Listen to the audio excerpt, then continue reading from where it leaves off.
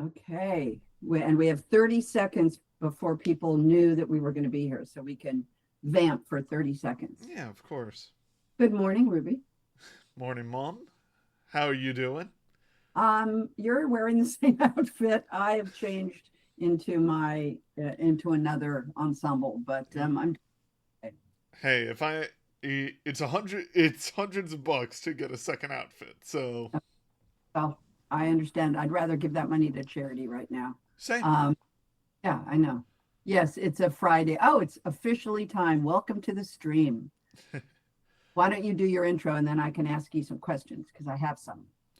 Welcome, everyone. I'm Charity Goblin Ruby, the Charity Goblin here on Twitch, and I stream completely for charity.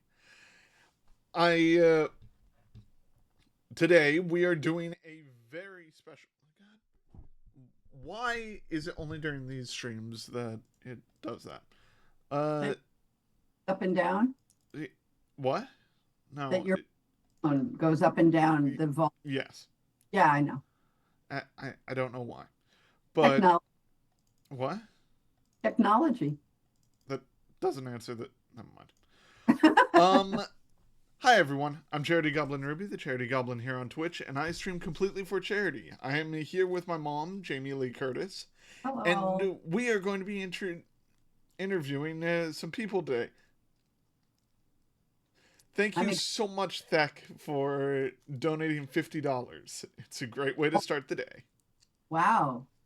So we're joining together, Ruby and me, on Twitch during Pride to sort of open ourselves up a little bit to the community, to talk a little bit about our own personal experiences as a family with a trans child coming out to her parents, and and her dedication to wanting to support the Trevor Project. And we get to have Jaymes Black here, who's the CEO of the Trevor Project, pretty soon, Yep, which is very exciting, and Cat Cunning and Frankie Grande later. So it's going to be fun because we're going to talk all things queer and all things family and all things supporting trans kids and the Trevor Project. absolutely. We also have raised over $1,000 for the Trevor Project so far on this stream event, and we hope to raise so much more throughout the rest of this week and next week. Because that's the point here, right? Yep, We're doing something as a family together here, sharing our story publicly so that you can relate to it, hopefully. And if you do so, you can either subscribe to Ruby's channel or you can make direct donations to the stream for the Trevor Project. We also work with Stream for a Cause, which Ruby is an ambassador of, and absolutely. we we support them, and they do more grassroots funding for streamers. For So we're charity. oh, it's for charity, but it's From smaller. streamers for charity. Thank thank you for so I can I just ask you a question, Ruby? Absolutely. I don't think we've ever actually had this conversation. When did you know that you were queer? When like I understand. I'm going to be honest, you wouldn't believe me if I told you. Well, I will believe you because I believe When you. I was around 11 or 12, I knew I liked guys, and then later on I realized I also like girls. And but were there any queer children that you knew? Not any that I'm willing to out on this stream. Okay, of course. Oh no. that is a that is not a me thing to tell you, but yes, kind of. Okay. But there weren't many out No, of course not. queer kids. And how how much of how frustrating was that for you to have something that you couldn't even talk about? I mean, obviously as a mom, it's painful for me to think that you had something that you weren't talking to me about. Um, at the But time. also, as a mom, you also need to realize that I'm not going to talk to you about everything. But, Yeah, true but that. to be fair, it honestly, it wasn't I didn't exactly keep it a secret. It's more that I just had no reason to tell anyone, Right. right? And it was an entire thing, right? Where I was too afraid to talk to anyone about it, Sure. and my therapist at the time obviously didn't really support it, Right. and I just had no real reason to say anything because it's not like I was dating anyone. It's not like, I was Sure. 11, I was 12. What do you think? Understand. I do remember when you told me you thought you were bi. Oh no, I was bi. You were bi, And but that's when I figured out I liked girls on top of guys. right. And what I obviously the when you came over to our house um, on a Sunday and you hung out as we do, and then you left. Oh, my phone is going off. And then you left um, with Kin, and Yep. you texted me after you left, and you said, "Mom and Dad, I have something to tell you. But I I'm was too embarrassed to tell you in person." yeah, in person. Which is, I'm just going to say this right now. I am way better with texting than I am talking. I think you're not alone. So anybody out there who's listening or can relate to that, remember that that is also very common today. And there are lots of kids who are closeted, who can't tell their parents, who can't text their parents, who are just in communication with their friends and can't. I'm going to shut the door because I hear people coming in. Um, Not a problem. um, and and obviously it was very moving for Dad and I that you communicated it to us at all. And the only thing that I remember, because I didn't know, I didn't have an indication that that was happening for you. But what I do remember is that you used to play games like World of Warcraft, And always pick the female characters. and you would always pick these, but not just female Oh, characters. come on. That was because of the racial. It was a blood elf. If you actually look at my WoW characters now, they're all still female, but they're diverse body type because other races came out. I see. Well, they all looked like Jessica Rabbit to me from Who Framed Roger. They just were, you know, chicks with thigh highs and Let me be clear, everyone. She's talking about blood elves. blood elves. Okay, Blood elves in World of Warcraft. right. But all I knew, that was the only indication. And when I asked you before you told us, I said, why do you play as a girl? You said, I like to mess with my friends. Which is also true. Okay.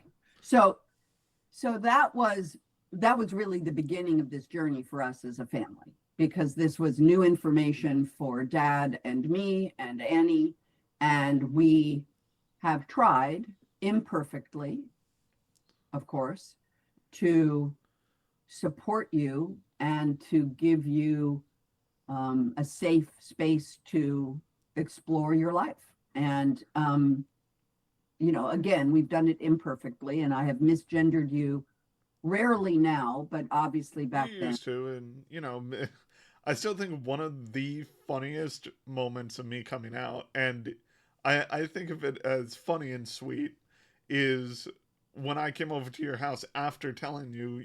Your first response is, men can wear dresses too.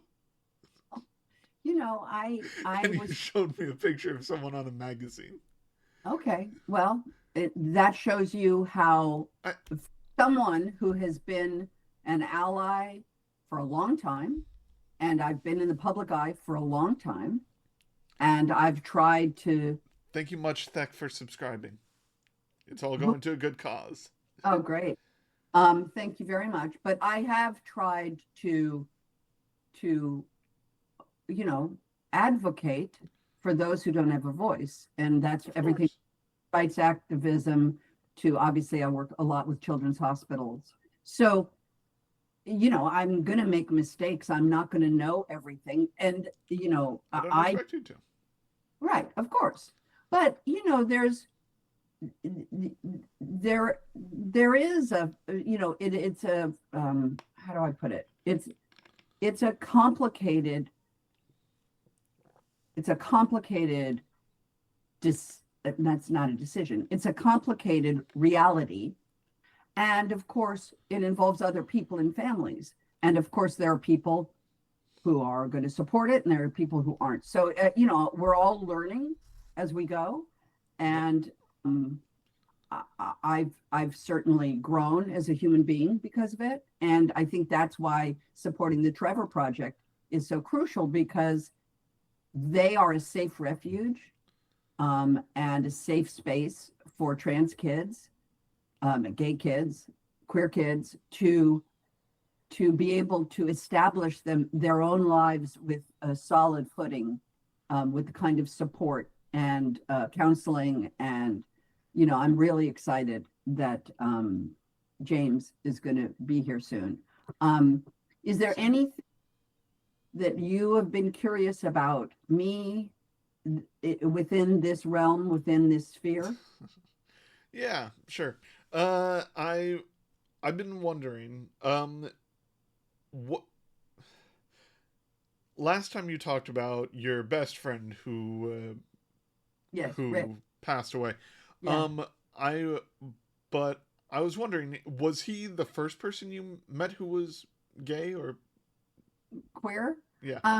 No. Thank you for So, the subscription. by the way, thank you everyone who's participating. I can't see the subscriptions and stuff. I can't see anything except Ruby. Yeah. And so I'm a little in the dark here. But I appreciate it. My mother was the actress Janet Leigh, and obviously she was most famous for the movie Psycho. She was killed in the shower. Yep. Scream Queen. She was the OG Scream Queen. And she had a makeup artist named Doug Kelly, who was gay. And I, obviously knew him well, as he worked with my mother for a very long time, in the same way that I've worked with Sean, Jaymes, and Grace on here now for a long time. She worked with Doug for a long time. And so I knew him. And weirdly enough, there was a playwright named Leonard Gersh, who was a friend of my mother's, who was gay. But that's it. I was approached when I was in boarding school by a gay woman who I, rejected because I wasn't gay. And she was really, it was hard for me at that school because she was angry that I didn't, receive her affection. And I felt a little out of it. But other than that, my experience with gay people and queer people was minimal, which explains why so many people in the country are still locked in this sort of very binary mind idea about people. And Dark place. yeah, and why people like you and many, many, many, many others are changing how we think and see. And we need to open our minds and open our ears and shut up and listen. So as you know, this has been a huge part of our life and one that I hope to continue to support. I love that you stream for a cause. I love that you support the Trevor Project, and I think other people respond and respect you for the same thing. And I'm excited for Jaymes to come on because I want to hear more. Obviously we are both supporters of the Trevor Project, but we are not the CEO of the Trevor Project, and I think it's going to be crucial. To hear from them, because Yes. we know that things aren't going great uh, for charities right now in the U.S. Oof. So, Yeah. so Very, that's why we're trying to raise as much money as possible, because we want the Trevor Project to keep doing good, yes. and the harder they make it, the more money they need to. Yeah. Yeah. Yep. And that's exactly what's happening already around the country. People are coming together, seeing what the current administration is trying to do, and we answer them with people like Jaymes and people like you, Hold, and we do hold, it together. hold up 2 fingers if you're actually here, Mom. Peace. There you go. And I'm in front of my pride flag, which usually will hang, but I put it in Yep. front of the closet. And by the way, that looks exactly like the Halloween closet. I realized it when I looked over. It's got that louvered thing. And if you watch that movie Halloween, isn't the closet in that when she's in the closet with the wire hanger poking him in the eye, isn't it like a louvered closet? Yep. I think so. Yeah, I think Anybody it is too. watching this confirming that that's the closet I came out of in Halloween? Pun intended, but and it's interesting. Ruby asked me. We did a stream earlier in the week supporting the Trevor Project, Yeah. and Ruby asked me, but like point blank, if I was queer, and I said something, and I said no, I'm straight, and then I was educated that that word is not necessarily one that's appreciated by the community. Oh, I think Jaymes is here. All of a sudden, Yep. the buzz sound happened, and I see a box on a screen. Let's And see. Hi, can you hear me? Hi, we- Jaymes. Welcome. as Hi, well. I don't know why my screen is not. That's not okay. Hold on just a moment. There should be a camera on the bottom of your screen. All right, I see it, and my camera is selected, and now it's telling me that it is not working. So why don't I, this has happened before, I'm gonna just log back off and Okay. then go right back in, and then Cool. it should be fine. Okay, We're so be right. happy you're here. Okay, 1 second. I can't see any comments or questions. Can you tell me a little more about people participating, Ruby? Well, the people participating can donate, chat. I am not reading the chat, but my mod team is sending questions. Your what team? My mod team. Mod. What does mod stand for? Moderation. Oh, schooled. Well, thank you. I'm From Himbo Flower. I'm a full-time drag queen in Austin, Texas. Thank you for hosting this discussion. Oh, thank you for being here. I'm so sorry you are so under attack. Wow, wow, wow. Yep. Wow, wow, wow. And That is verified Lori Bird. Hi. She said hi to me. very bird. What is verifying? Oh, now Sydney's back. Welcome back, Sydney. And that means our guest is going to join back any second now. Jaymes will be here any moment, and I'm excited. And thank you for all the subs, Mel. I appreciate it. I'm new at this, and I'm amazed at how a community can be reached through Twitch. The reach and scope is sort of amazing to me. It's a little daunting, and yet it's very much the future of the world. I remember when COVID happened, I had never done FaceTime. And it's when, we all started doing screen share, Zooming and stuff. And it was just so funny. I felt like such an old lady and needing to be taught how to use FaceTime. And of course, now we've all become somewhat expert in the technology of these. And I mean, what you guys do, Ruby, when you talk about a team, you have a technical team as well as a visual team. And in your it's mostly just a technical team. The the VTuber model is run completely off of my computer, so Oh, so you run the whole thing. yeah. Thank Yeah. you, Brass Shadow. Thank you, Jade Doe. Thank you for donating, everyone. Yes, thank you all. It's thrilling actually.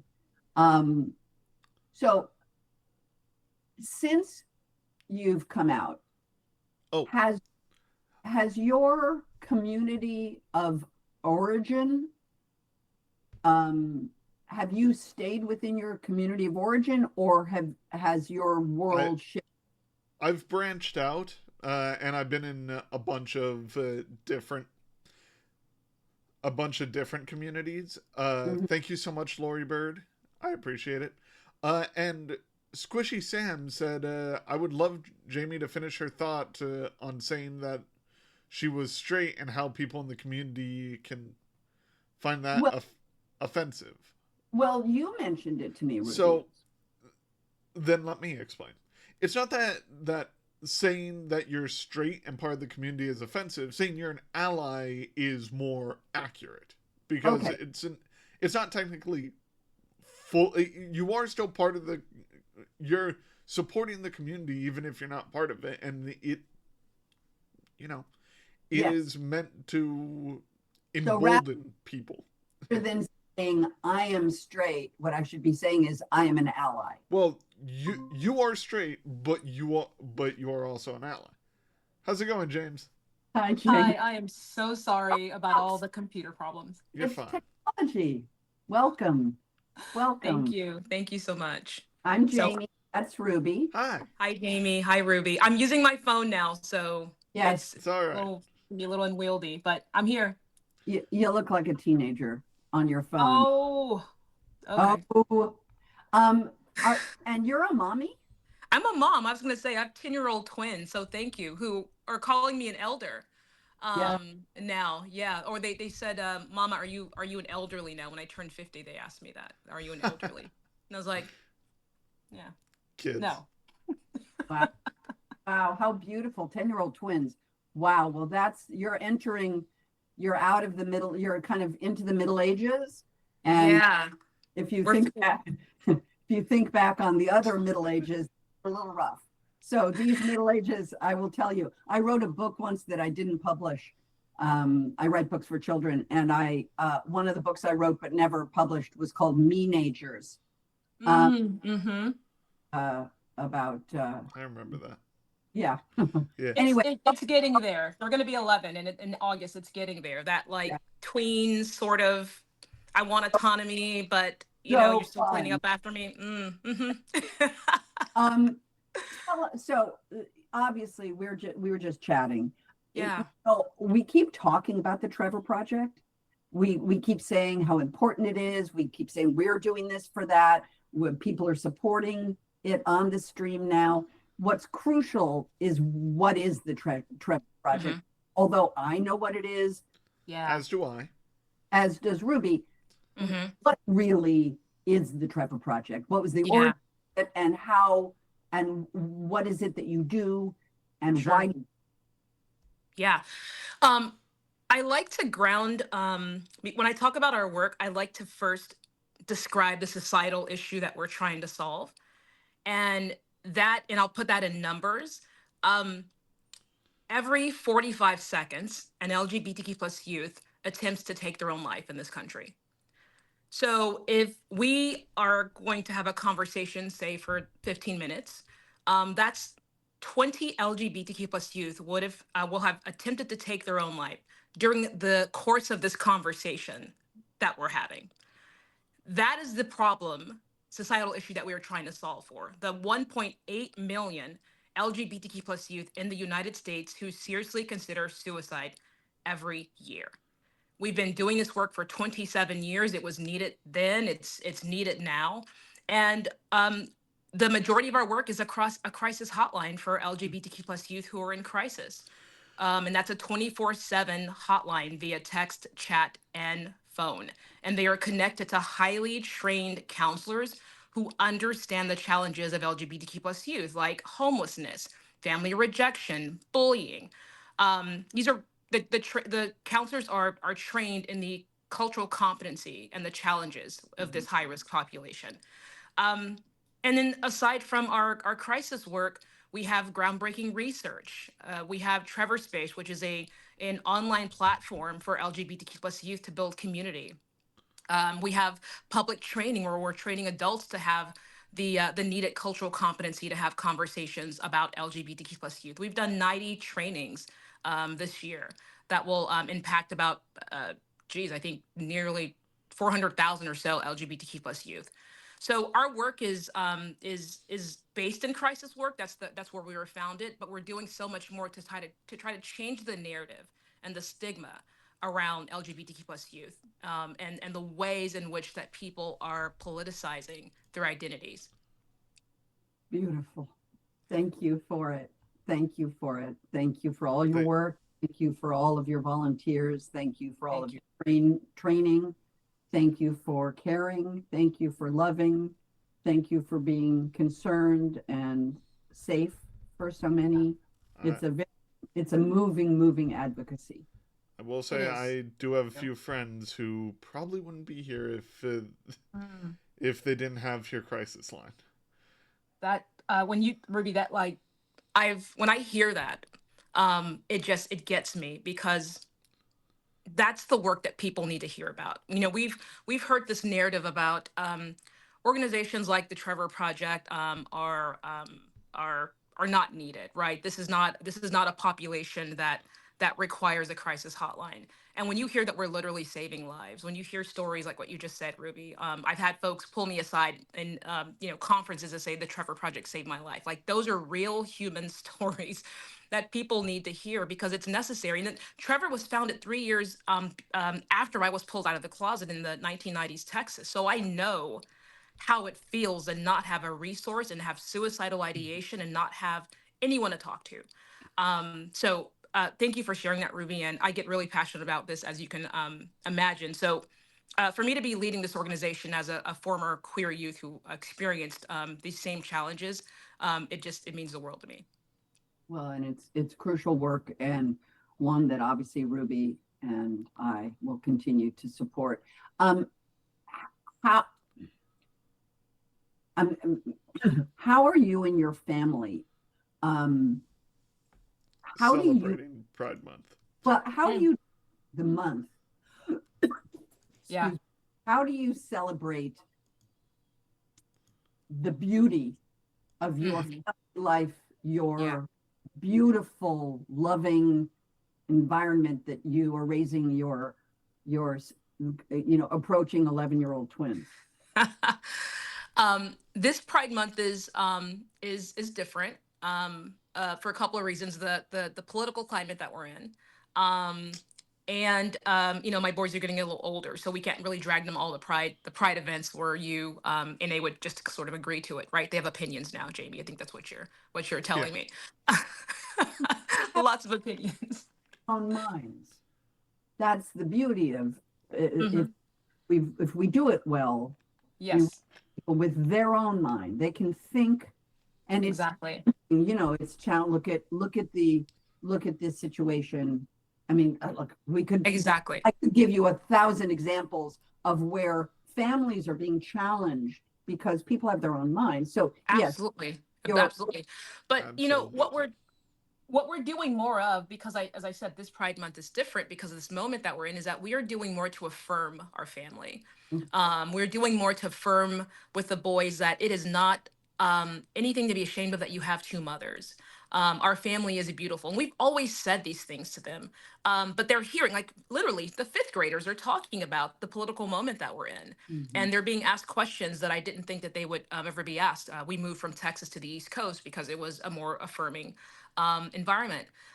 So we're being really intentional about who our family is and that we're not ashamed and showing up. I was at field day with the boys just a couple of hours ago, and my wife purposely wore a pride skirt to field day with all the other families, and so and the boys love that. So just really affirming our family and letting the boys know that this is, remember what we've always said to you. This is something that you should never be ashamed of, no matter what questions people are asking you. You have a beautiful family, you have a beautiful story. We adopted our boys when they were 6 weeks old, and it's part of the beauty of the family, of how we built the family, and we want them to remember that. And so that's how we're celebrating Pride Month all month. And then we'll probably go to Pride Night at the Washington Nationals, because my boys are big baseball fans. We'll Mhm. do some things like that. Well, just this stream is our family is affirming Yeah. Yep. connection and advocacy together as a family. I mean, I mean, there's my pride skirt. I love it. But but I'm just saying that's was the intention of this, Mhm. that when Ruby, who, I don't know if you know this, but Ruby only donates to charity. She streams as that is her work. Wow. And so, it's obviously crucial. Before you go, because I know you have a time constraint. Because of the political climate that you just talked about, because we're in a very challenging time, we have an administration that has targeted queer people, trans people, particularly trans youth. What are you hearing? Like in your work, besides, like, what are you hearing from the youth that you're counseling? They are worried about, trans and non-binary youth are worried about losing essential health care. We're hearing youth ask, should they move from a unsafe state to find a safer state? We are hearing that they are afraid for their safety, and that they don't feel safe in their communities any longer. But like at the core of it, they are trying to figure out, why does it feel like the country doesn't want them here anymore? Right? Like there's a narrative, and if you're watching TV, then you would be made to believe that this is like sort of this, the country doesn't want us, the country doesn't understand us. And that is a, think about being a 13 and 14-year-old, kid thinking about that. That's fundamentally what they're struggling with. And our demographic is 13 to 25. And so I remember those ages, and they're trying to figure out this fundamental feeling of not feeling wanted by the country is an awful feeling, and that's what we're hearing from them. And since the election until now, that narrative continues to show up in the contacts that we're seeing. Have your numbers increased? I would assume Um, exponentially. the Yeah, we have peaks, and it's interesting is that the peaks typically are connected to some type of political moment, right? So the day after the election, we saw a 700% increase in interaction volume. The day of the inauguration, we saw another bump. So whenever these political moments happen, or it feels like something is fundamentally changing in terms of our rights, their rights, then that's when we see our calls increasing. Before we lose you to your beautiful family day, would you just give a shout out to LGBTQ plus youth who might be watching the stream, who might be listening? Yeah. I mean, all these wonderful people have already donated Thank you $1,000+ so much. and yeah, we want First to of all, hype thank this. you so much. Thank you so much. Thank you, Jamie. Thank you, Ruby, and thank you everyone who's watching. What I'll say quickly to our youth is, Trevor joined a coalition of 12 organizations called the Coalition for LGBTQ plus Youth. And in the introduction of this coalition, we wrote a letter to the youth. And what that letter essentially said is, dear LGBTQ plus youth, we will never stop fighting for you. You deserve the world. And we once needed you because we are you. And what I need them to know is that we will never stop fighting for them. And we will use our platforms to elevate the challenges, but to elevate the beauty and the joy of this community. And they need to see folks like you and Ruby and us, to ensure that there is a future for them. And so we will never stop fighting for you, and we will continue to do this work for you, on behalf of Absolutely. you, because we love you. Well, God bless you. Thank you so much for being here. Thanks for having me. You've elevated our experience. You've given us context, and you've given us a passion to continue doing our work. And please understand that the two of us are allies here. We will help you in any way you can. You can call on us. We now are connected. Yep. So if there's a need, please let us know. Thank you so much. Are there any organizations based in the UK that you know of to help LGBTQ folks? Not that I'm aware of right now, but I think that's a really good question to explore, Ruby. Yeah. Well, helping people is what I try to do. So we should explore that. I did an interview with an organization out of Paris, and I'm also really interested in how we get international knowledge and out there, right, of what's going on, not just domestically. So definitely something to explore. I really appreciate you both. Thank you so much for having me. of course. This was beautiful. You're always welcome here. The tavern is always open to you. Thank you so much. And I just have to say, Ruby and Jamie, my dad nearly just like had a fit when he heard that I was coming and talking to you all. So just know, lots of fans out in Texas. Well, that's good to know. Take care. Absolutely. All right. See you soon. All right. Bye-bye. Bye. Bye-bye. Wow. Well, so there you go. Yeah, that was amazing. So that's everything that you've been talking about, Ruby. Right? So by the way, I'm sure the chat's been wondering, what's with the rabbit? What's with the rabbit? Okay, hold on. What's with the rabbit? It's not a rabbit, Ruby. It was given to me by my friend Samantha Ronson. It is called a moon pal. It's not a rabbit. It is called a moon pal, and what it is it's a hugging pillow. So it's weighted, and so you see her hands are weighted, and so I am not, as you can see, I am hands-free, and she is hugging me, and it's a beautiful, soft way of feeling connected. You have the weight, you know how people like weighted blankets? It's cute. It's so cute. But you know how they have weighted blankets? Yep. It's like a weighted hug. It's heavy, and you just sit here and it just feels really good. So this was from my friend Samantha when I was filming, when I was away from my family and feeling very isolated.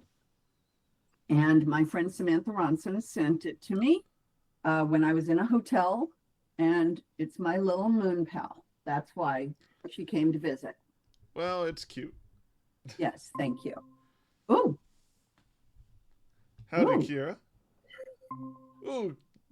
You're here already. I'm here. Am I too early? No, you're just on time. Welcome at the tavern. Welcome. It's such an honor to be here. Hi, you guys. Howdy. Listening to your music earlier. Yeah. What do you think? Listening to Cinderella like earlier when we were prepping the chat, and I even might have done a little chair dancing. Oh my God! Somebody has to record that. I have to see that. Been doing a little lady chair dancing. Hi. Chair dancing is my favorite pastime.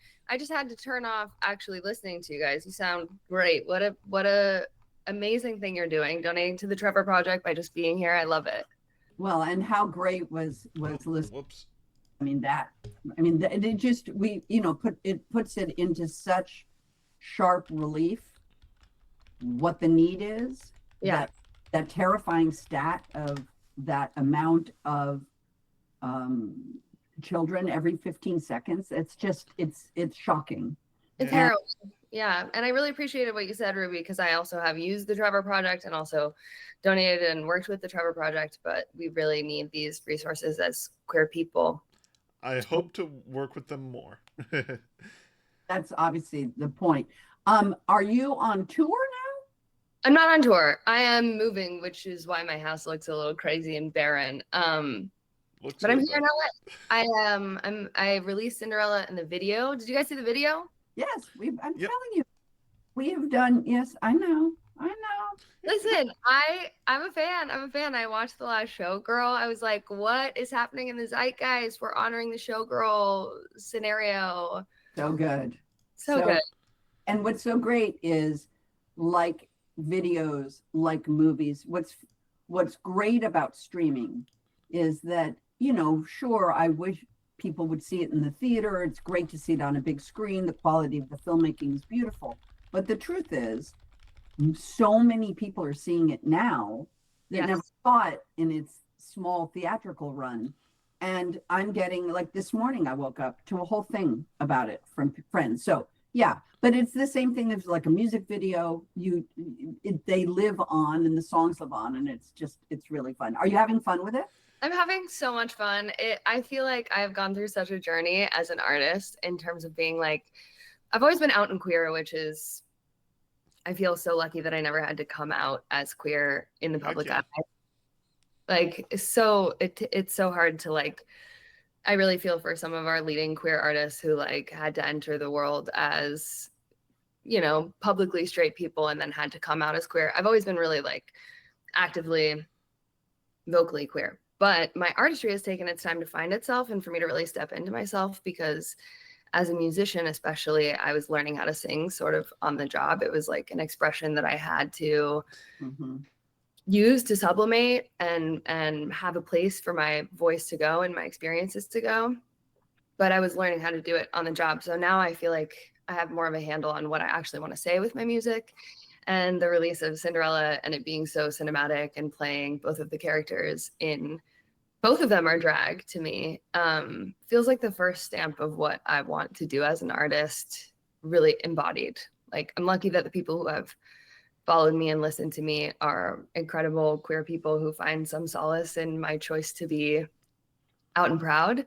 But this feels like a really embodied chapter, and it's my debut EP. So the worst feeling is making art that you don't see yourself in. So I just feel really relieved to give this to people and feel like it's mine. Yeah. Well, it's yours and it's ours now, but it's ours. You're so authentic that you're not, like, I just saw, do you know the Cole, who's the star of the creator of Oh Mary on Broadway? Oh yeah. And I don't know what their pronouns are, so I'll call them they, because I don't know if what they go by. But they've been so embraced by the Broadway community. And I saw an article where they were saying, I never saw any representation for anybody like me on Broadway. Like, there was no chance that and the fact that they were able to create this piece that is so them, just exactly what you were saying, and it's like Ruby. This is Ruby. And that to show the world who she is, and that the support of it's a beautiful time and a terrifying time, as we just heard from Jaymes. So it's kind of a double-edged sword. You as an artist are fully living your truth, and then there are all these kids who can't even begin to say who they are. And so it's really good for people to see you living out and loud and proud and doing your thing with the kind of freedom. Yeah, I mean, it's so cool to see that just doing a Twitch where you're just having a conversation as humans who are vocalizing that you are allies to this or people who live this, and that you're donating to the cause. Like, literally just being who you are is a radical act in this time, and showing up to be joyful, be okay, be an example of a person in the world. And I think that for a while, for me artistically, it was really important for me because I've never felt, I identify as non-binary and trans, and I use they, them pronouns, but I've never felt a call to make any really strong modifications, because for me, my gender is not really for other people to understand. I like being a canvas as an actor. I like being a canvas. I like transforming.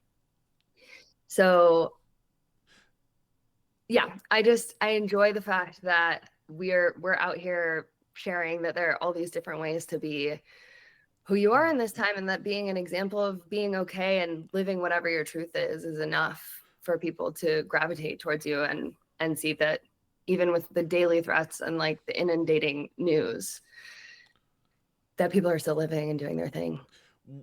So, what was your journey like? You know, Yeah. trying to find your you. Well, I love that. Figuring Well out said. that you're non-binary and I actually like I'm so in love with my art. It's really my first love. So as a dancer, before I became an actor or a singer, I never thought about my gender outside of how I had to present to be a good dancer. And I was training as a ballet dancer, which has like a lot of effeminate affectations. Like you learn how to have soft hands while you're doing like the most athletic thing possible. You learn how to hide that it's hard. So it's like an effeminately masked sport. yeah. And I was really stuck in the costume of like red lipstick, slick back hair, all those affectations. And then I was on Broadway for a little while. And once I got off Broadway, I was just doing these gigs where I was singing. And I was just basically around a lot of cool drag queens and circus artists and people who were changing their expression every single night. And for a second, I worked in a strip club and I was singing in this high-end strip club where the performers were like circus for the first hour of the night. And all of the strippers who were backstage were calling me dad every time I showed up backstage, because I would show up in like joggers and sneakers and then turn into this femme fatale for my gig. And so I started calling myself dad, and my fans for my music started calling me dad. And that resonated with me from multiple angles. Like being a dad in a queer chosen family is like, I'm here to give you good, simple advice when you need a little guidance and simplicity. But also I'm a little bit of a daddy, and that's rock and roll and very sexy and dominating. But it's the general antithesis of what I'm perceived to be. And having my fans affirm that for a long time, eventually somebody was just like, enough people who witnessed me like being myself were just like, yeah, I see this in you. You know, it's okay to claim it, right? And when I finally was like, yeah, actually, this really does feel true to me, although I feel, because I am a canvas and because I present femme a lot of the time, I do feel like people put me in a box. It does. You're in a box of your own. Exactly. Yeah, we're not even in boxes. We're never in exactly. boxes. And what I love is that language makes the difference. Like these conversations make the difference for me. I don't necessarily want to lock myself into another box by like changing my gender expression in a way that's unchangeable. You know what I mean? Like I think about hormones a lot of the time, but I'm a singer, so I don't want to change my voice. And so at the end of the day, it's just like the point is that whatever your identity is, you're the one who knows it best. And you can use language to ask people to affirm you and find your way to your family and be an example of that. Like not everyone can afford to transition or live in exactly what their version of how they see themselves is, but having people affirm you is all you really need. I mean, in many ways, your gender is your own artwork. Ruby. Put it on a tombstone. I'll put her on a t-shirt first. Do you write your own music? Of course. Words are the only reason I feel like I'm allowed to make music. So here's what you need to know about mommy, because I'm, by the way, have adopted the mommy like everywhere. Like, okay, well, dads need moms, so we're listening. I refer to myself as mommy all the time. Like at work, I'm like, make room, mommy's got me. Like I'm like God, a little. I'm mommy. obsessed. You've earned it. The community. I'm fully. I'm mommying out. But what I'm really good at is titles of things. Like when I hear something, like I immediately go, oh. So when you said "Hide That It's Hard" is the greatest song title I could ever imagine. So I am just saying to you, there is a song with the title "Hide That It's Hard." Hey, are the fans listening? All of the Cat Cunning fans in the chat, somebody send me a DM and remind me. Okay, Ruby, someone will send you. I'm telling you, "Hide That It's Hard." The minute you said that, my heart broke. It's like I felt so much compassion. And you were talking about ballet. You were talking. It wasn't a queer thing. You were talking about the art of ballet requires that you hide that what you're doing is actually really hard. Mm-hmm. You can turn it into whatever you want it to be, but the phrase hide that it's hard, I mean, that's all we have done in our lives. Yeah, right? it's what it Is we've just stuffed, for many of us have just stuffed what we feel, so that, you know, it's the Robin Williams, there's a quote of Robin Williams who says, you know, like everybody you meet is going through something. Like everybody, there's not a person you're going to come in contact with that isn't going through something. So again, hide that it's hard is a thing that I was certainly raised with it. Like that anything is hard. Don't show weakness, don't show need, don't show, you know. So hide that it's hard just killed me. So I'm just letting you know there's a song title that you've just dropped here and in the tavern on this chat. There's a hashtag for a Trevor Project fundraiser, you know. Yes, and what's beautiful and is crucial is that Jaymes came and told us the truth about the need, and you came and told us the truth of self-expression and ownership of self. And that's the goal of every one of those kids who are calling to the Trevor Project, who want counseling, who are feeling so unseen, so unable to be themselves. And here you are, so gorgeous in your you. In yourself. Thanks, you guys.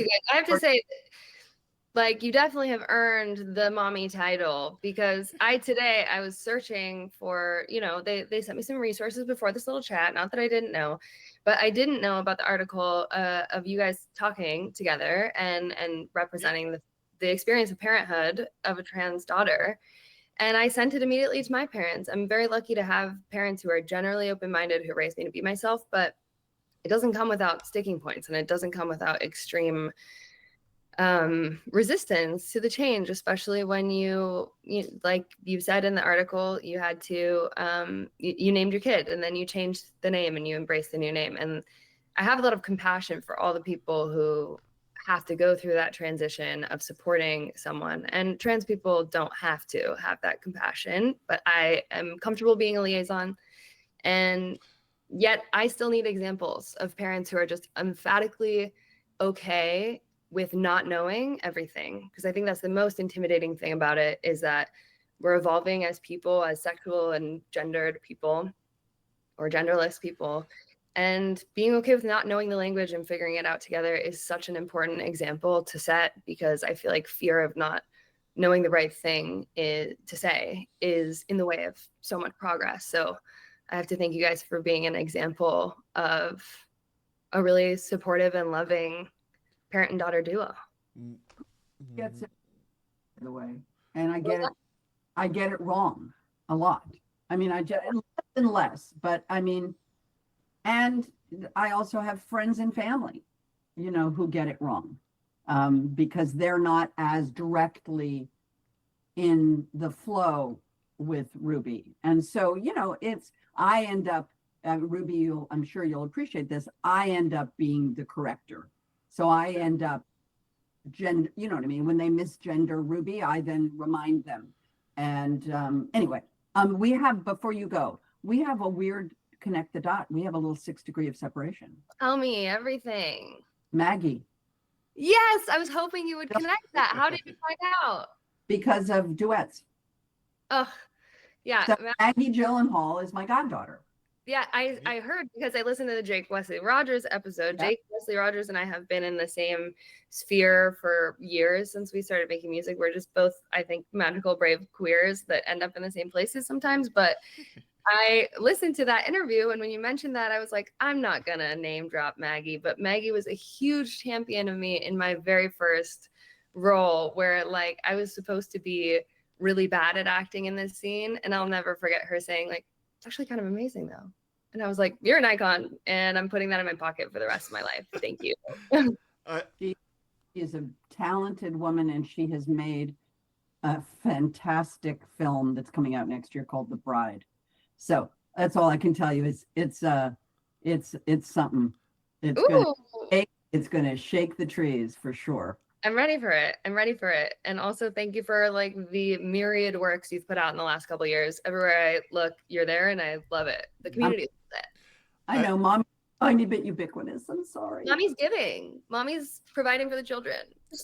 I do have a question from one content creator to another. What was it like when you realized you were growing as a musician? Oh my God.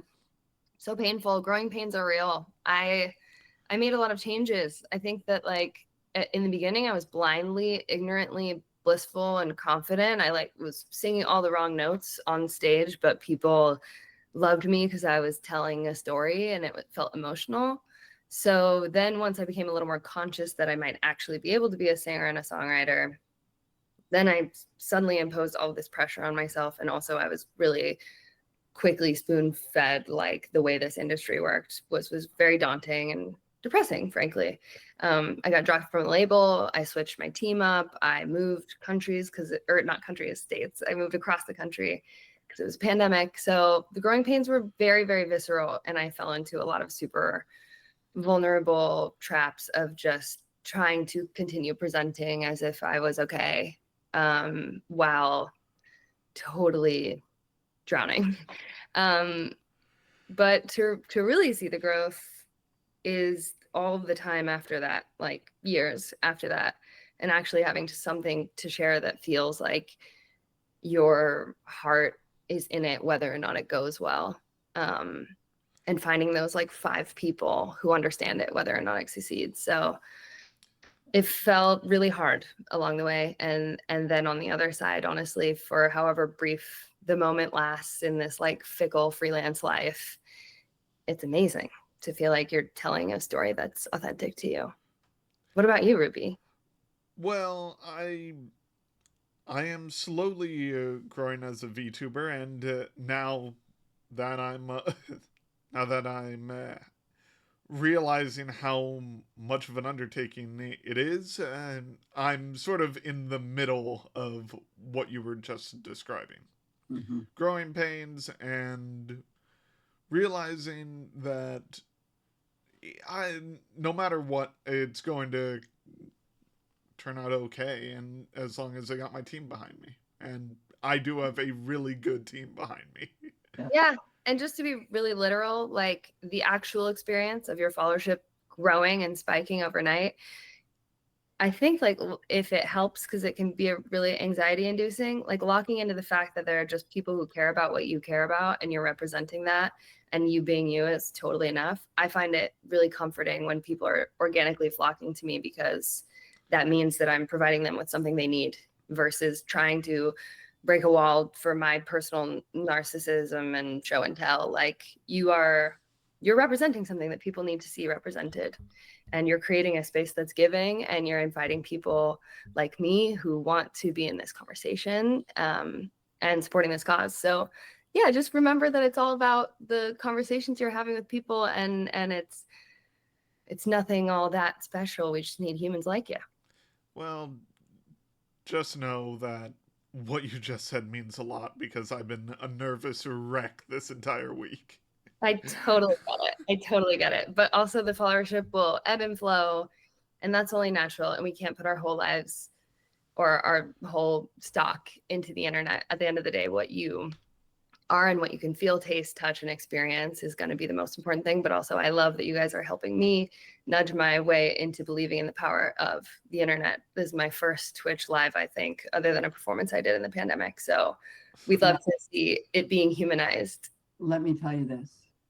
You just said your heart is in it, even if it doesn't go well. And that's exactly what you just served, Ruby. You just gave that as a gift, because you are magic. You're a magic person. I know these things. I'm serious. You're a magic person. I know, I'm just like, I'm going to cry on the internet. So, But you're a magic person, and you're a beautiful, beautiful artist. And we are really lucky that you came and offered such beautiful. I mean, can you imagine being a queer kid or someone listening to you right now? thank you. It's really important what you're doing. And just for fans, is that shirt available on your website? Okay, I hate to tell you, this is actually, I printed this to perform at Pride. I just performed We Hope Pride, and I came 2 days late. So this is a very special drop that will be with me physically at a show in LA this Saturday. I'm just going to sing a couple songs at a gay pride party, but there is plenty of merch on my website, catcunning.com, and you can support me that way. But for this one, you're going to have to chase me down in person. Well, it'll be fun to watch that. Thank you for coming and honoring us with your Yes. incredible, you're just a beautiful human being. Thank you. It is my absolute pleasure. Thank you guys for having me. Have a great rest of the day. Thank Thank you you. so much. Wow. Wow. Wow. Wow. I also cried on the internet. Wow. I almost did too. Wow. That it's hard. I don't know why that hit me so hard. Because you know how stressed I've been this entire week, and Yeah. And then, but you know, also the magic of a, you know, an avatar is that we can't see that, right? We just see unless I make you see it. E in her very fetch ensemble with her thigh highs and signature pink pink. So I do appreciate, I hope she writes that song. They write that song. I hope they write that song. Hide That It's Hard. It's really a moving, great artist. Wow. Doesn't that inspire you? Yeah, it does. That just lit me up. First Jaymes, and then of course we're going to have Frankie come on. Yeah, in a bit, but we got some time, and I think now we could, if chat has any questions, please send them our way. My moderators are watching. All good questions will probably be answered. But to start this off, I have to ask, Mom, if you weren't a successful actor, what profession would you have been in? Well, I never thought I was going to be an actor, Ruby. I think you know this. I was not an actor in high school. I was a dancer, and I did, you know, I danced in a couple things. I was always a bit of a ham. I was a cheerleader, but I was not part of the clique of being in the actors group. And I didn't feel I had anything to offer except I was cute and kind of have, you know, I'm sort of energetic. And I could shake my butt. And I did. And I thought I was going to be a police officer. And Fun now fact, that's my fallback if streaming doesn't work. okay, well, and there's your, I thought your joke was going to be, well, you are one, Mom, because of course you know. No, I would never be that rude. Oh, it's okay. You can go for it. But I actually, I was just a terrible student. High school was awful. I crawled out of high school. I went to a college, blah, blah, blah. I never thought I'd be an actor ever. And it just happened by accident. And because it happened by accident, and when I say accident, it was literally, I came home from college where I had no business going because I was not a good student. And a guy who was a manager, who was a tennis teacher, who I knew, also, it turns out, was managing actors, and his name is Chuck Binder. And he came, I saw him over Christmas on my freshman year of college. And he said, you know, they're looking for Nancy Drew at Universal to do a TV series. You should go up for it. And I was like, I had brown hair. I was 19, you know, or 18, whatever. No, I was 19. 19.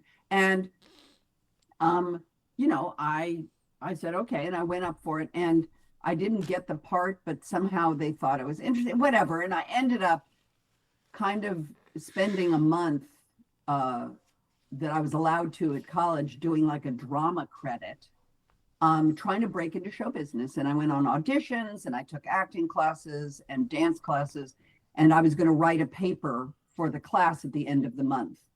And at the end of the month, I got offered a job, and I quit college and became an actor. So, and I was put under contract at Universal. So the truth is, it was the last thing I thought I was going to do.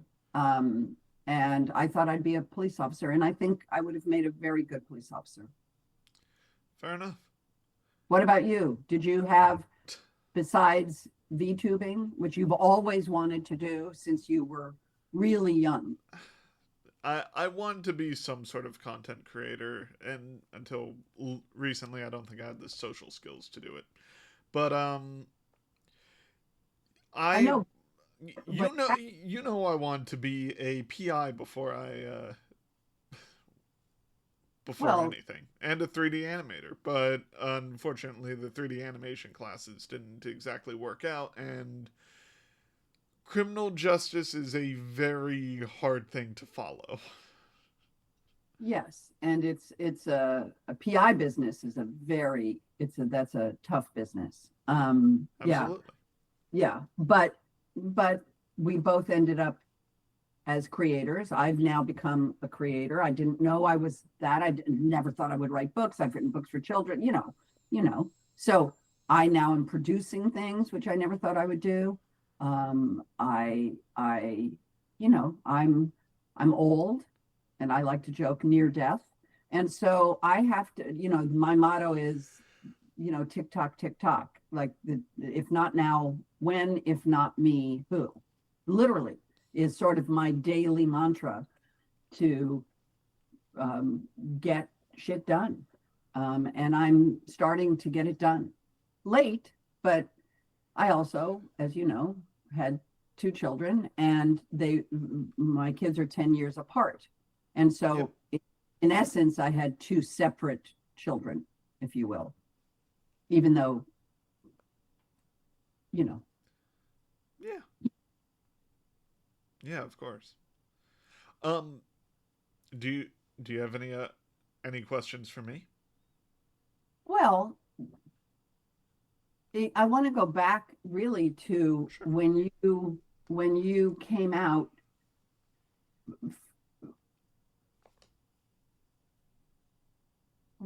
Did you feel afraid?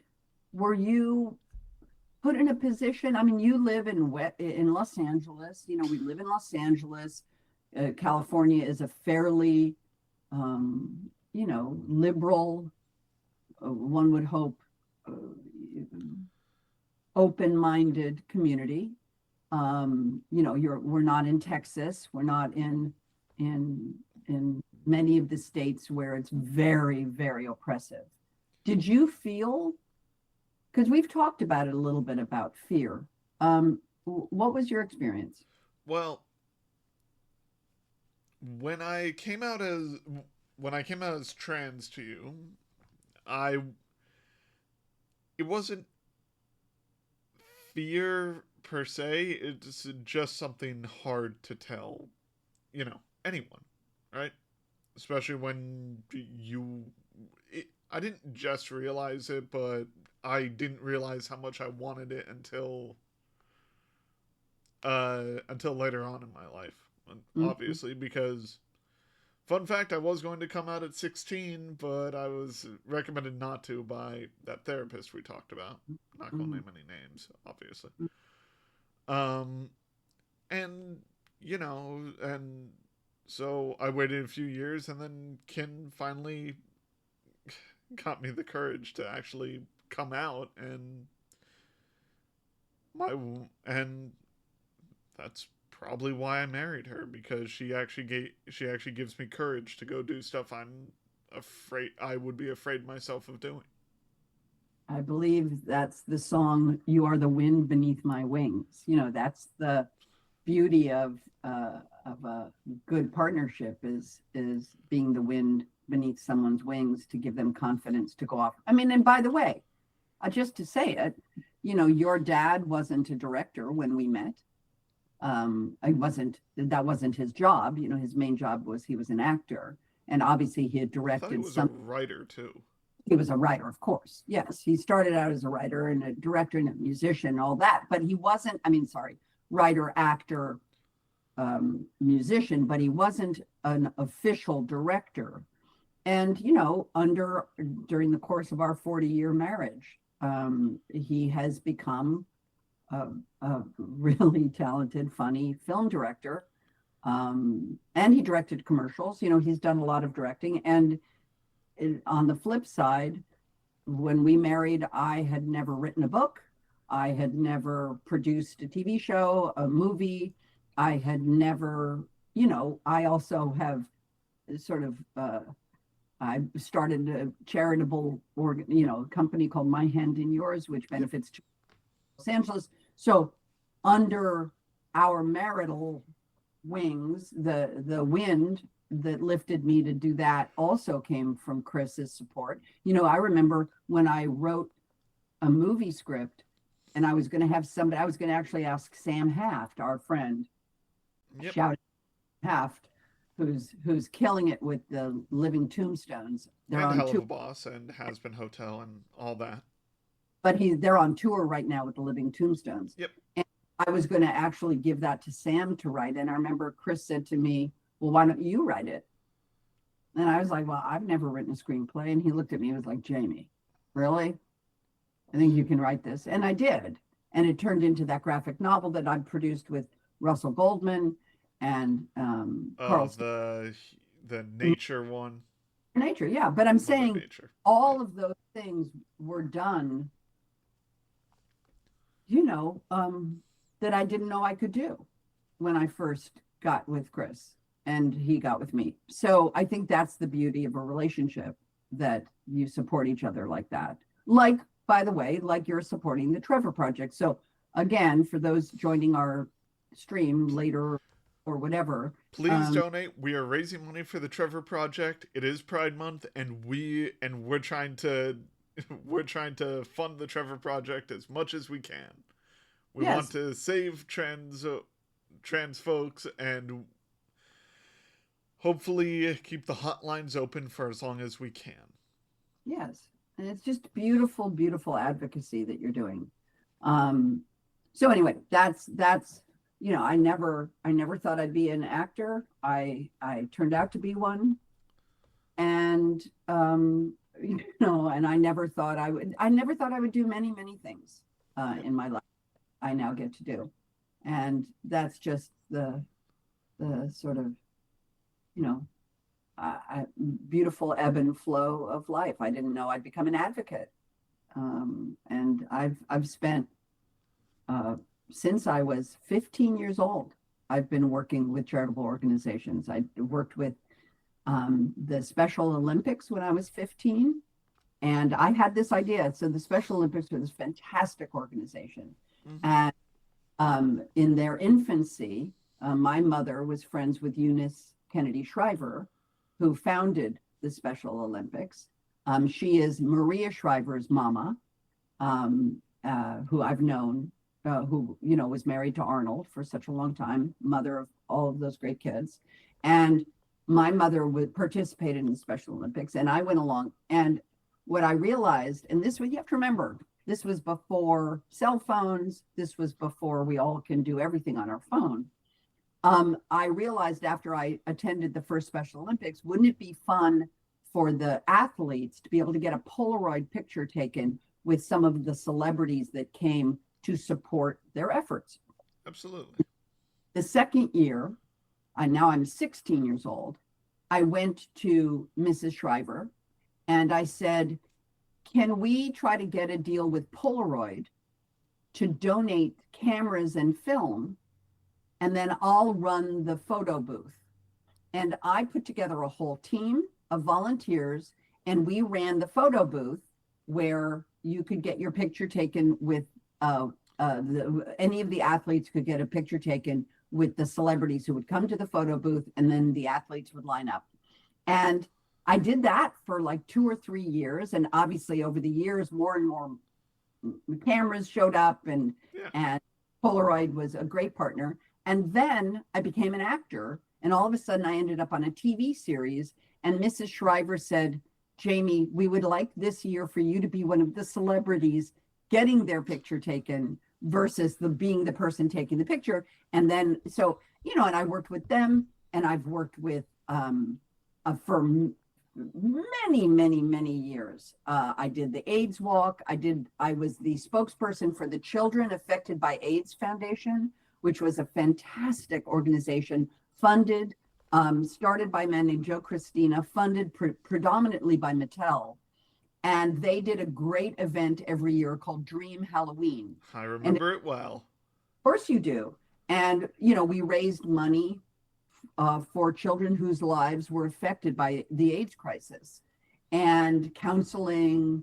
I mean, just beautiful, beautiful advocacy. So I worked with them. I've worked with Children's Hospital of Pittsburgh. I've worked with Children's Hospital Los Angeles now for 15 years, maybe more.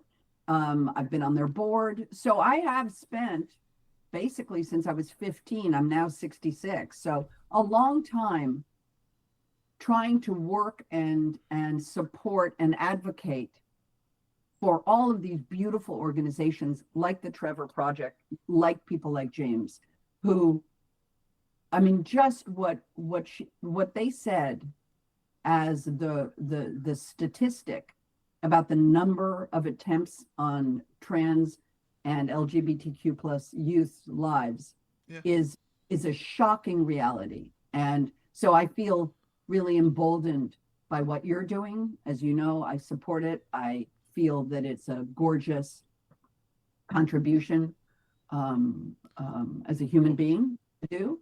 And so I'm happy to be here with you. We do have some questions from some of our viewers, if you wouldn't mind. From Lori Bird. I die to know if Jamie Lee would ever guest to judge RuPaul's Drag Race. I live for the day. I actually did a Drag LA show during COVID.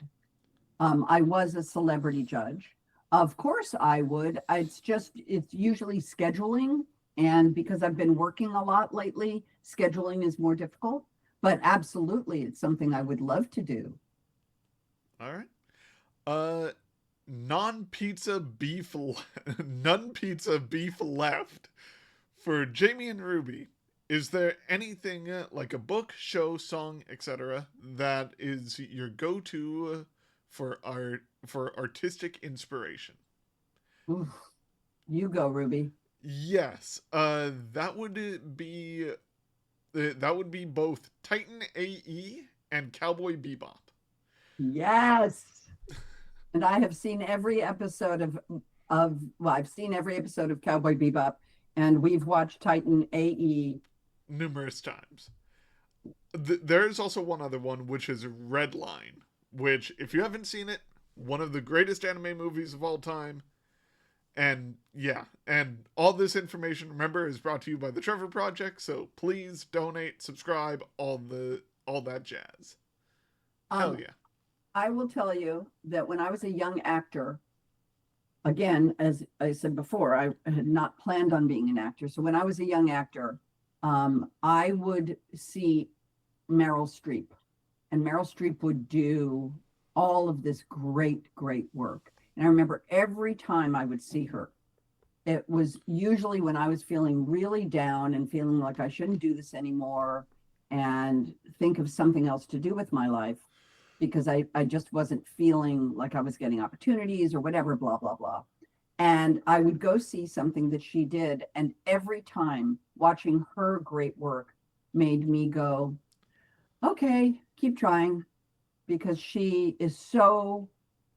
such a great artist. And it just gave me confidence. And then I also like to watch The Godfather, because The Godfather is the best movie ever made and is the perfect movie. And it reminds me of greatness. I have to be reminded of greatness to be inspired to keep going, even if I feel like I'm not great. And I get you. The Godfather is that for me. By the way, thank you, Spadoinkle, for the donation. I appreciate it very much. Again, I can't see the donations, friends, so I appreciate you very much. And it's weird to not be able to see. Yeah, but there wasn't really a good way of me setting up the camera so she could see it, I could see it, and anyway. I feel like I'm in a little bit of a You kind of are, but it's a thing. Anyway, uh, let's see. Oh yeah. One of my friends, Soul Sith, asked, "What's your favorite meal?" Personally, I like dinner, but I don't think that was the question. Sushi. Sushi's my answer. Yes, Ruby developed a very sophisticated palate as a young person. Um, an unusual palate for a young person, sushi. Um, I think you know my answer, Ruby. Mommy's a breakfast girl.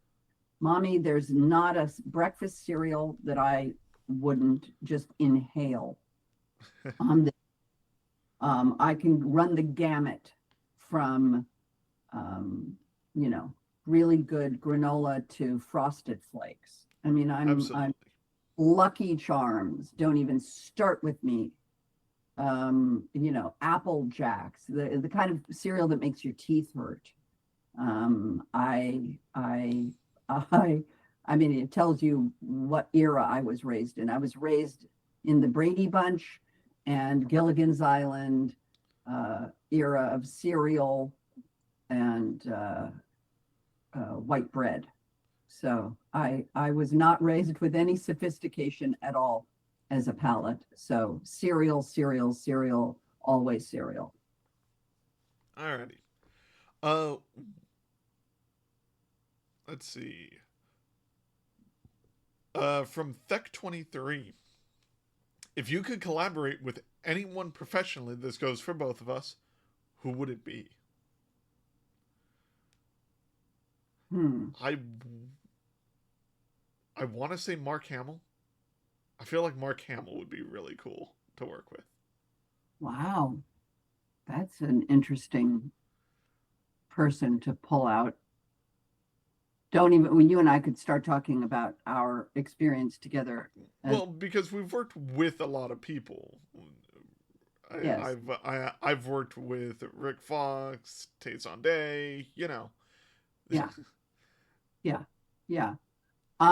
Guess who I'm going to say? Meryl Streep. Yeah, I there mean, you go. Yep. if there's a person who just lights me up whenever I see her work. I mean, there's some, there are people I like, of course, a lot of them, but I really admire her. I just think she's just. I mean, they're wonderful actors. Don't get me wrong, Yeah. wonderful, and I just think Meryl Streep is very special. What can I say? Alrighty. What's the wildest thing on your bucket list, Mom? From Verified Lori Bird. I. Craziest thing on my bucket list would probably be. I don't know. I actually don't really have much on my bucket list. I guess that comes from. Actually, you know what? No. I do have something on my bucket list. I would love to do a cross country trip where I just meet all my friends from all across the U.S. Oh, that's that sounds like a doable bucket list. That's edible. I guess if you want something more unrealistic, being a voice actor on either Has-Been or Helliva. That's a good, but I think that is a bucket list of yours for sure. Yeah. I'm gonna say something. I'm living my bucket list. My whole life is my bucket list because I never had a bucket list. And everything that has happened to me is part of the bucket list. I'm not a dreamer. I don't sit around going like, I'm a realist and I'm practical. And I'm frugal and you know what I mean? Like I don't live up in the ether. I'm a very grounded person. And so I feel like I'm living my bucket list as we speak. Well, And by the way, this with you, like I didn't know it was bucket list. I didn't know we were going to meet people like James Black and Kat. I didn't know that. And so look at how transformed we are by just their appearance, and that hasn't even included Frankie yet. yeah. And that's Thank you for exciting. the donation, by the way. Thank you for the donation. No name cat. $25 is a good amount. I Oh. appreciate every cent of it. That's a huge amount. Yeah. That's a beautiful donation. Love it. Any other questions? Let's see. Sure. Let's see. Was there ever a role you turned down that would go on to be a huge regret for you? That's a good question. I don't turn down roles. Correct. I take them. And some of them are terrible. And some of them are meh. And some of them are okay. And some of them are, that was pretty good. And some of them are, that was really good. And some of them are like, that's great. And some of them are like, wow. And that's just the luck of the draw. I'm not someone who turns down much work. If the work comes to me, there's a reason that they're coming to me. It's not, I'm not, anyway, so I don't turn down much work. All right. My friend Amber asks, what's your favorite drink? This goes for both of us. Water.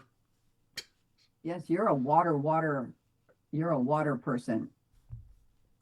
I would have said a Coke, except I've recently been posting. There are a couple of people who are doing great service by showing us on the, online, showing us how much sugar is actually in the things we love. Yep. And every time I see the Coca-Cola one, it makes me upset that I really love a good Coca-Cola.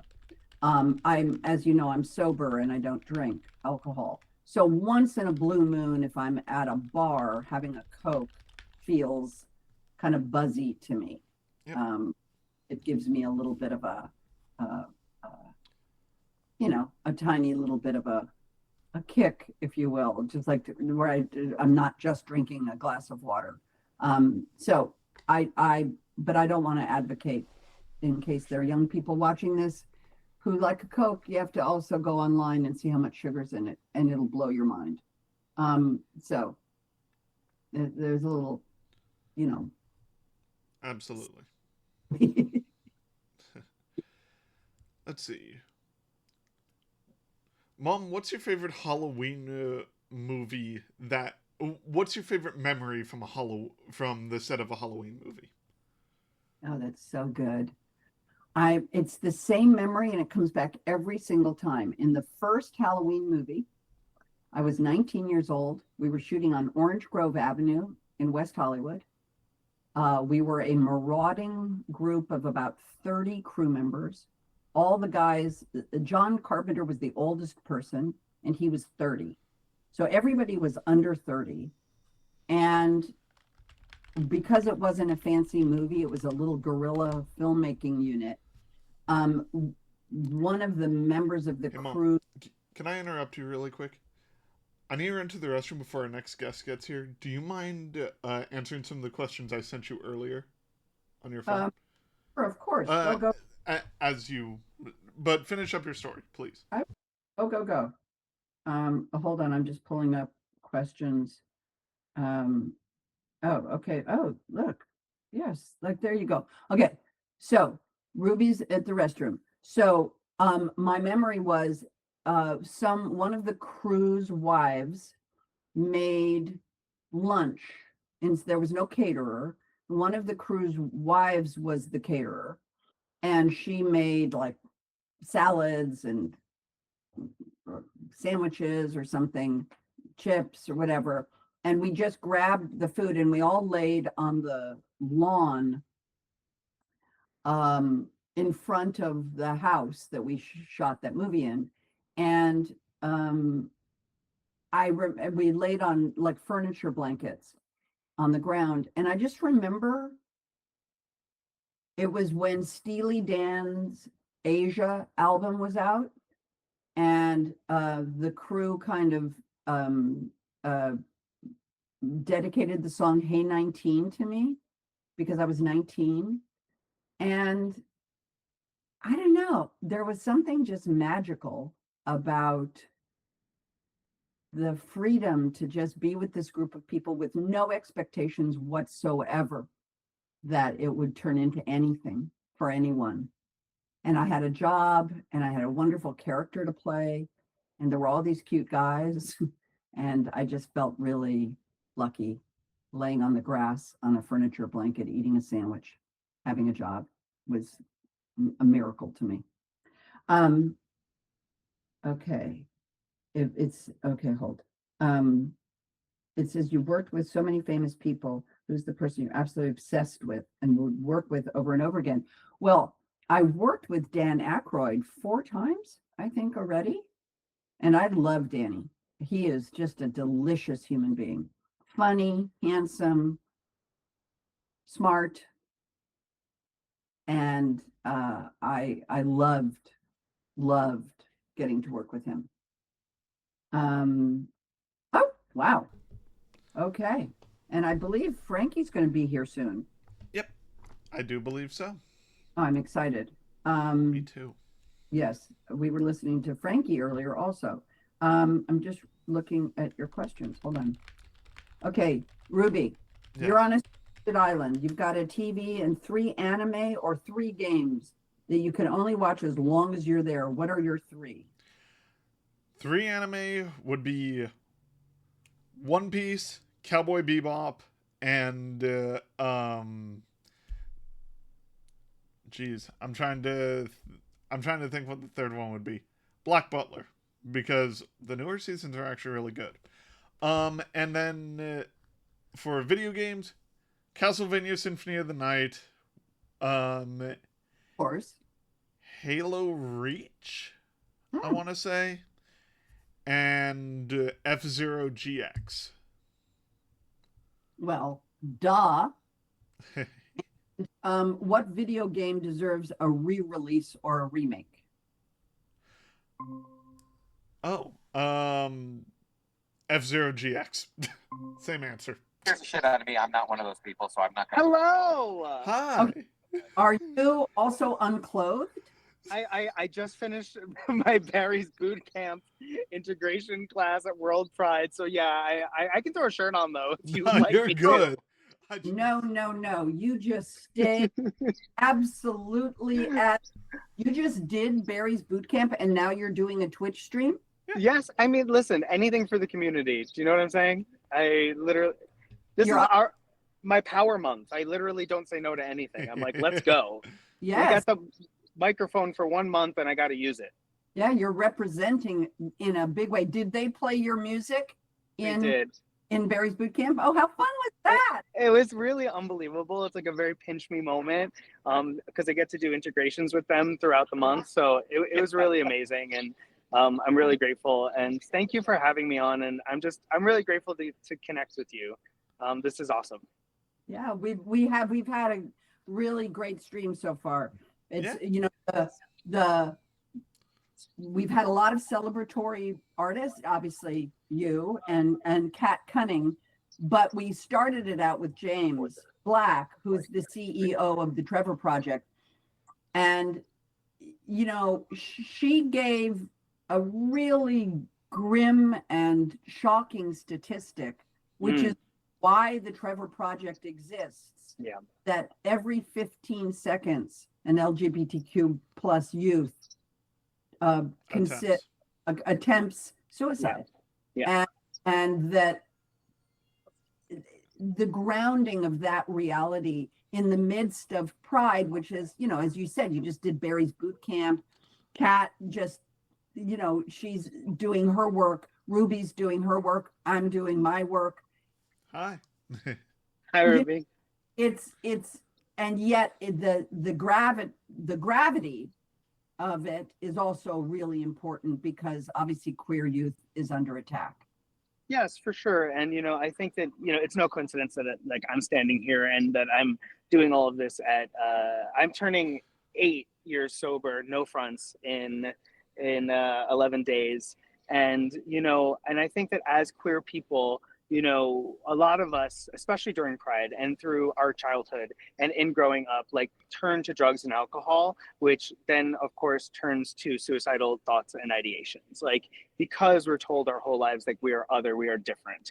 And so being able to stand here in Pride on a stream like this, but also in this world and in this month and know, no, we are actually perfect exactly the way that we are. And that all of that societal construct is actually just all bullshit. I hope I can say shit because I just did. Go for but it.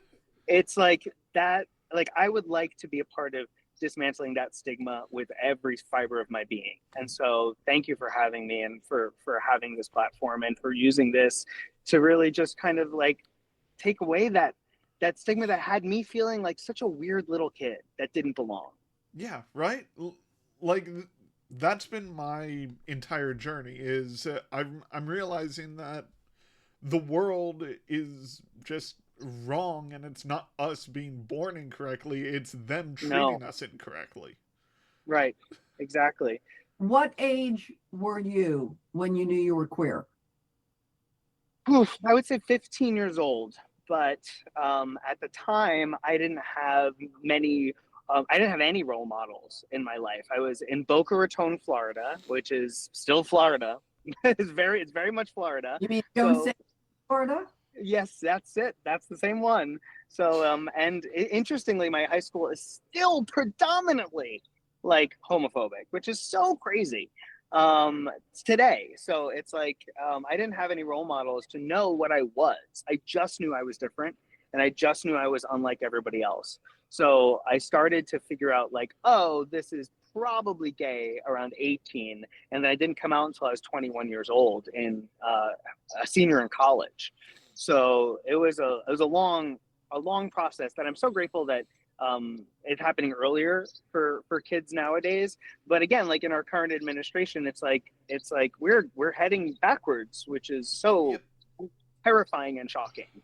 So I don't want us to go back to the days of where people don't feel comfortable being out of the closet again or at a young age. I think it's so beautiful when people are this is who I am. I'm 11-year-old and I know I'm queer. It's whoa, that is amazing. And I would like to continue to live in that world. That's the world I hope we can continue to live in. Well, that's what the Trevor Project does, which is protects those 11-year-olds and on up who are trying to figure it out and are trying to live an essential truth that their society, their family, their community, their state are saying is not the truth. Yeah. And they're beautiful organizations. I don't know if you know a group called Free Mom Hugs. Oh, yes. Yeah, so Sarah, I almost made a movie about Sarah. I mean, Sarah and I look like twin sisters.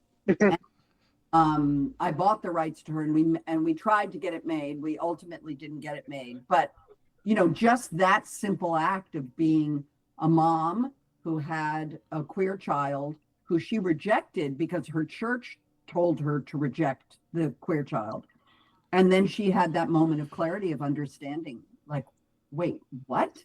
You're asking me to choose a church over my child? And she then founded Free Mom Hugs by being a now allied mom, right? Going out to gay pride parades, offering a hug to all those kids whose moms rejected them. I mean, again, beautiful advocacy on behalf of queer youth. Yeah, and honestly, you would expect my mother to have just been the most unbelievably embracing person the minute that I came out of the closet, with her, who her 2 children are. But she was raised when I was a child, it was the 80s. And she lost a lot of her friends to the AIDS epidemic, and a lot of them were queer. And so her initial gut reaction was one of fear. And it was really quite terrifying to her to have a son that was going to choose to live his life in a way that she knew was going to be difficult based on her experience. And so we have the best relationship with the world now. She is a P flag free hug. You know, she has taken my trans friend under her wings, and she's just the best mother in the entire world. But again, like I also say this to people that are coming out for the first time or dealing with it and don't have that immediate reaction that they want or dream or desire with their family members. Like it's okay. Like it is okay. And this is why the Trevor Project does exist, because sometimes it does take some people a second to come around, or even in the most liberal and in the most like progressive families. So like, don't lose faith, don't lose hope, but there are resources for you not to feel alienated or isolated if it does take your family a hot second to come around, or if you are in a state where it is physically unsafe for you to come out. Like, there are mechanisms for you to get to a safe place in order to live your life and to be safe. And organizations like the Trevor Project to provide resources for that. Yep. And the LA LGBT Center that I've worked with in the past, and the Ali Fournay Center, and GLAD. Like, there are so many wonderful organizations out there that can help. So, but luckily, and hopefully your family will come around. But then again, there are some families that never do come around, and then you get chosen family, which is also just as beautiful and just as powerful and just as life sustaining. Damn straight. Can I ask you just a music question for a second? Oh, absolutely. We were bopping before. Dancing in my chair. Is it thrilling for you?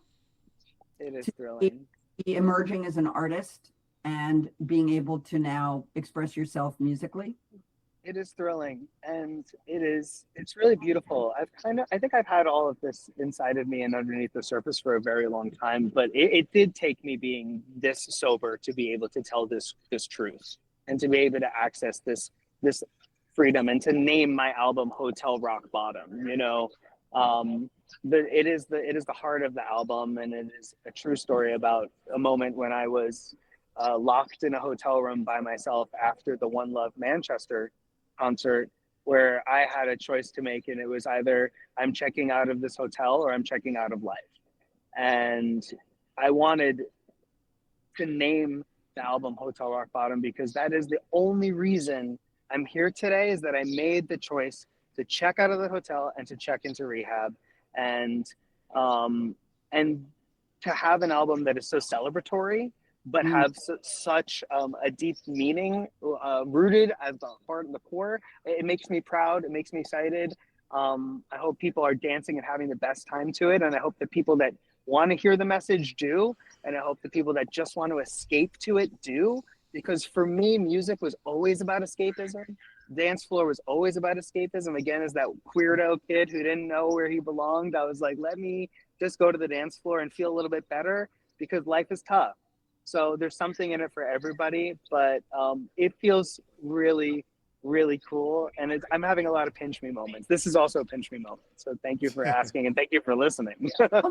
I mean, it's a pinch me moment for us too. I mean, this is, music can set you free. And so, 26 years sober. I know. Long time. You've been an inspiration to me. Thank you. I worked with a family member of yours. I know. On a TV series called Scream Queens. Yes, you did. Which was amusing. And, it was funny. I was thinking about you today, and I was thinking about Billie Eilish and Phineas. And I was thinking about brothers and sisters in music and family.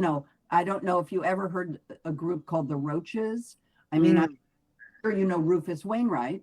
Well, Dad, Loudon Wainwright III, is one of my husband's best friends. And, my husband knew Rufus when he was a baby. There are these lineages of family musical, the Roaches. Maggie, Suzy, and Terry Roach had a great album. If you don't know the album, Google it. It's called The Roaches. It's genius. Listen to Hammond's song. and then tell me that it isn't just a beautiful piece of art. But musical families, it's so common that the gift of the art is in both of them. And that must be, have you guys collaborated a lot? You want me to give you, you want the exclusive right now. You want it right here. Look at your eyebrows just shot up. Let's just say, so my sister has been just the biggest inspiration to me in this process. And what has been cool is like, I was the first sibling on Broadway. And she came to Mamma Mia and she was at the stage door and she watched me and she was like, I want to be on Broadway one day. And so a few years later, she was on Broadway with me. And now it's the opposite. You know, she has been the musician, the pop star who has, I've been at the stage door and I've been the one in the audience screaming my head off. And so when I didn't tell her that I was making music until I had written several songs and then I played them for her and she was like, she just started crying and she was like, you have to keep doing this. Like, this is the Frankie that I have always wanted the world to know. And I anything I can do to support you. And she has been super supportive. And I definitely think there will be an opportunity for you to hear something with us collaborating in the future for sure. Yeah. I mean, it makes me think of the Carpenters. Yeah, that's so cool. I mean, what a crazy thing to say. I mean, but that's so fun. Speaking of supporting family, we did my team did a little research, and we found out that you used to stream on Twitch with your partner. What was that do. like? My husband, Hale. So he has become. I have a husband. Look at she's Sadie, married lady. I got the husband and the dog and again, sobriety first. I tell you, I would never have had the time of day for any one human being when I was out there drinking and using. I'll tell you that much. One a minute maybe, but not one total. So I was able to, settle down, get some priorities straight. I'm married. I have a puppy, and he's a Twitch streamer and he streams chess. Yep. He's a chess genius, which is just so cool. So we used to stream during COVID together, and we would stream Overwatch. We would stream Valorant. I'm not good. I'm a supporter. I'm a support character. I'm a healer.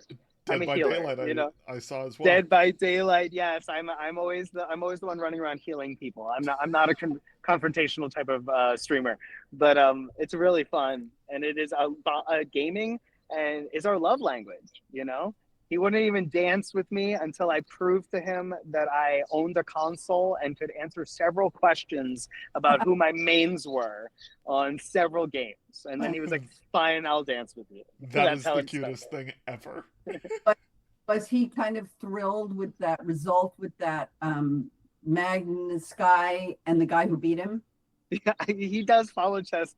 Yes. So whatever it was, I don't follow it, but he seemed to follow it very avidly. Yes, it was a very exciting result. And fist pounding on a table. It was quite a moment.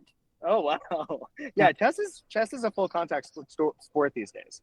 Well, you Just are like you are an ally, you are a hero, you are an artist, you are a husband, you are a brother, you're a son, you're a lot of things, and you're very special, and we're very excited to meet you.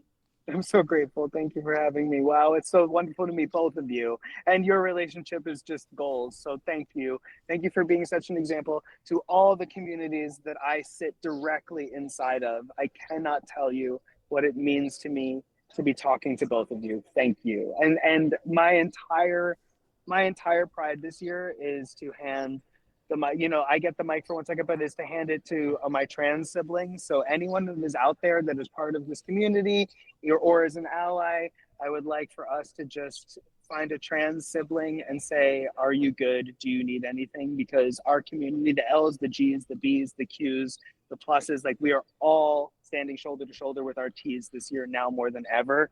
So let's just all remember the rainbow is all of us. If it's happening to one of us, it's happening to all of us. So thank you. Absolutely. God bless you. Be well. God bless you. Thank you. Mwah. Bye.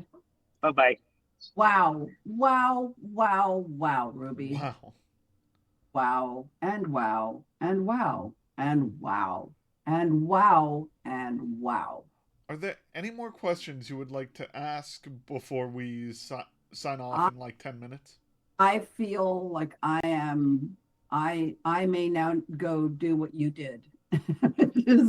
I may go use, Yeah. So I am thrilled with today's stream. This was so informative, so um, opening both of these artists to hear their journeys as artists, to listen to you open up a little bit more about your own. I mean, hey, if you have any more questions, please just ask. We still got a few minutes here. You know what? Honestly, I feel like you and I are. Aren't you going to go raid something? I I am, but that's not till 2. Yeah, We got 10 yeah. minutes. You can raid early, can't you? I mean, yeah, we can. Sure thing.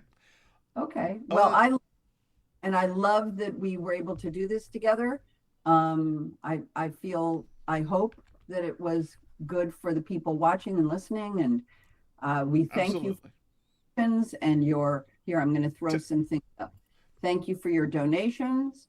You Talion, get thank you so much for the gifted subs. Everyone, thank you for gifting subs. Thank you for subscribing. Thank you for donating. Thank you for following. Thank you for rating. Everyone, it's been amazing. It's been amazing, and I love you, Ruby, and have a beautiful day. I love And you too, Mom. see you soon. God bless you all. Take care. Bye. Bye. Alrighty. Now that that's done, we are going to be raiding into a DJ by the name of Angie V. Angie V is a awesome DJ, and we want to give her all the love. So everyone, please go have fun with Angie V. It's going to be super fun, and we want to pass as much love along as we can. Keep the hype going, keep the pride going. We are proud, and we aren't going anywhere. We are not going anywhere. Have a wonderful night, everyone.